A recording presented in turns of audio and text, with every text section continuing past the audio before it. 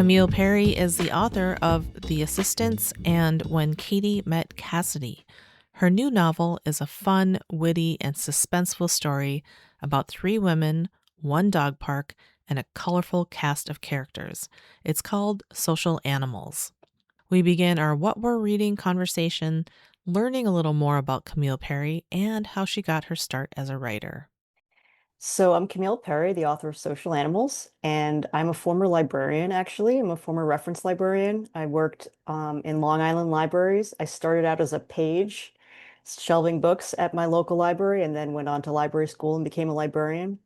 And that was a great job to have while I was also writing all the time. I was always trying to write a novel since I could hold a pen or a pencil in my hand, I was trying to write something. So that was sort of how I started. I was working in libraries and trying to write. I started writing YA novels at first, and then I began working in magazines actually for a little while. I did a little stint, and I was the assistant to the editor-in-chief of Esquire magazine for a while, and that sort of was how I got the idea for my first novel, which is called The Assistants, which is about a group of assistants who use their billionaire media mogul's boss's expense account to pay off their student loan debt. So that was how I stepped into my writing career. Then I wrote another novel called When Katie Met Cassidy, which is a queer rom-com. And then that brings us to here, Social Animals, which is my third book. Social Animals has comedy and suspense. It's fast paced and witty, and it has dogs. The story revolves around three women who seemingly have just met at an affluent dog park in Maryland. And we learn that each of them are hiding something, and they all three are connected somehow. How did this story come to be? Well, I was working on a novel for a while that I was trying to make a sort of buddy comedy. And it starred two women, one named Val and one named Alex, and they came together to solve a crime. That novel wasn't quite working the way I wanted it to. It wasn't until I got my dog Pip during the pandemic. We got a pandemic puppy, and I brought my dog to the dog park for the first time when it struck me, oh my goodness, I need to make this a dog park novel. I need to set this novel at a dog park and have it filled with lots of dogs because my experience of the dog park automatically was like, this is the most entertaining space. There are so many colorful characters here, and I see so much potential for fiction that's based in this setting. So that was sort of how Social Animals became the social animals that it is right now. Give us a taste, and maybe people who don't have dogs or don't take their dogs to the dog park, can you give us a taste of what the dog park is like?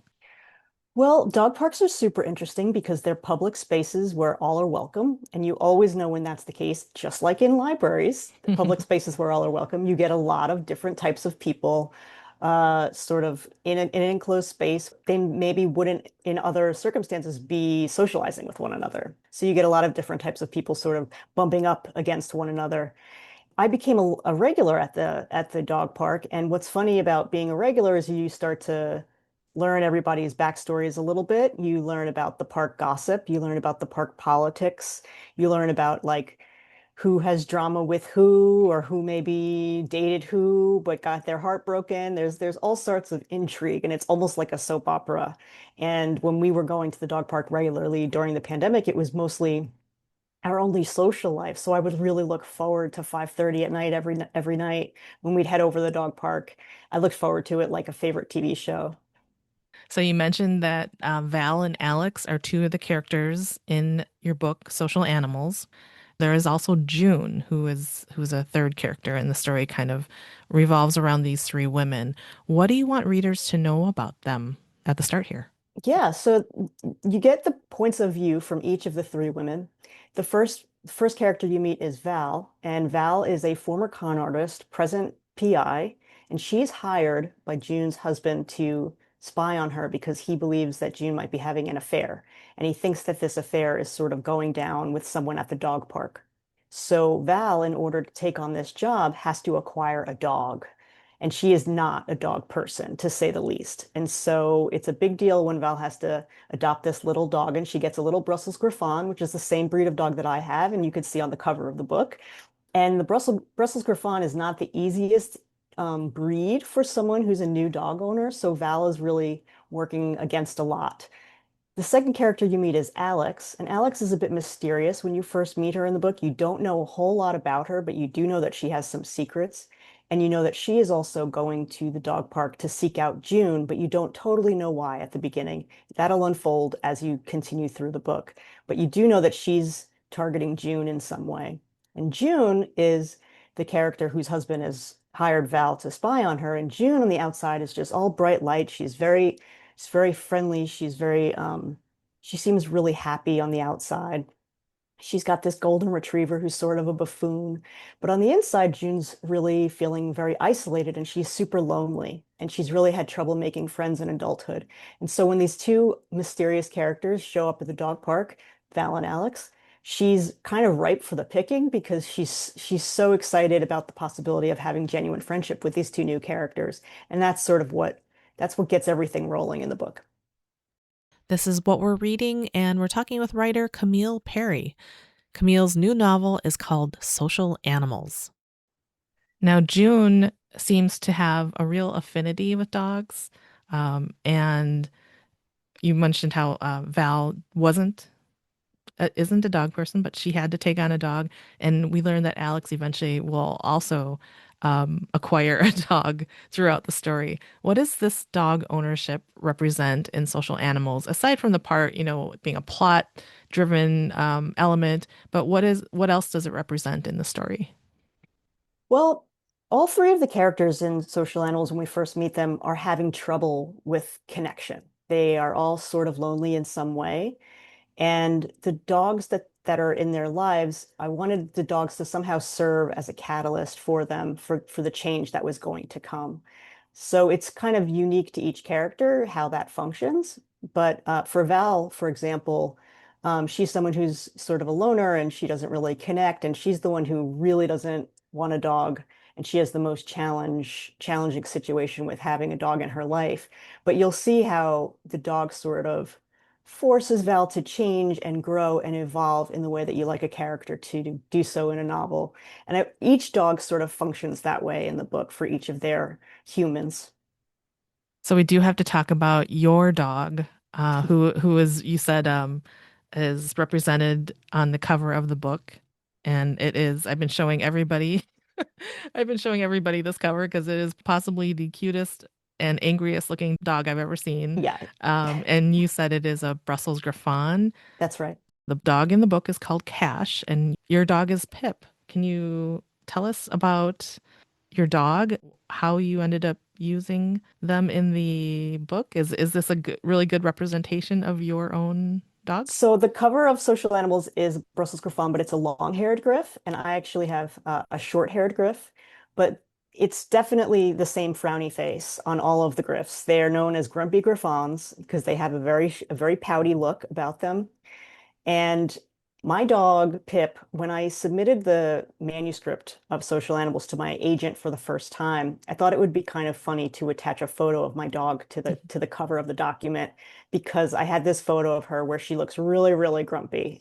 And I thought it was a funny distinction with the title Social Animals to have that photo. I kind of liked the feelings that it implied, the vibe of the book a little bit. So I attached it as sort of a lark. And my agent got a real kick out of it when she opened the document and this dog face is staring at her, and she got a real kick out of that. And so fast forward to when we were submitting the book to publishers, my agent Carrie said, this is a little out of the box, but what if we kept that? What if we kept the photo on the submission? And anyone who's ever submitted a book to a publisher knows you're not supposed to have any bells or whistles. You're supposed to follow, the guidelines to the T. Don't even change the font.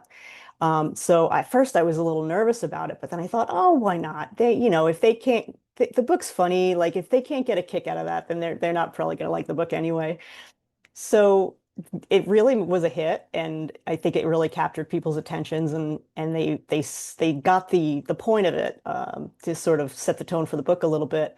And so when the book was actually going to become a book and we needed a cover, the conversations I was having with my publisher were about, well, they all had this mental picture already of my dog Pip in their mind from the photo. And so we kind of knew we wanted a similar sort of look for the actual cover of the book. And I said, it doesn't need to be my dog and it doesn't even need to be a Griff. but I do think that whatever dog is on the cover, it should have a frowny face. And they definitely did come through on that. In the book, we meet Cash, Willow, Bruce, Polly, Paisley, Yoshi. These are just some of the dogs in the story. As a writer, what goes into naming dogs or pets? Does that differ from naming people? I had so much fun naming the dogs and figuring out which character would have which breed of dog. I really spent probably way too much time thinking about that and enjoying the process. I used baby naming books, not books, but online. I used the online baby naming features on the internet because I wanted, some of the dogs I took from dog name lists, but then I was getting a lot of repetition. So then I thought, well, I'll go to some baby naming books too and get some really interesting names for the dogs. But yeah, I hope people get a kick out of that. And I also tried to include as many different dog breeds as I could because I really wanted readers who are dog lovers or have a certain breed at home to maybe, feel a little seen when their dog is represented. So if I didn't catch your breed out there, maybe I'll be able to write a sequel and get it the next time. Camille Perri is the author of Social Animals, a fun, witty read, especially for dog lovers. It's what we're reading. I'm Tammy Bobrowski.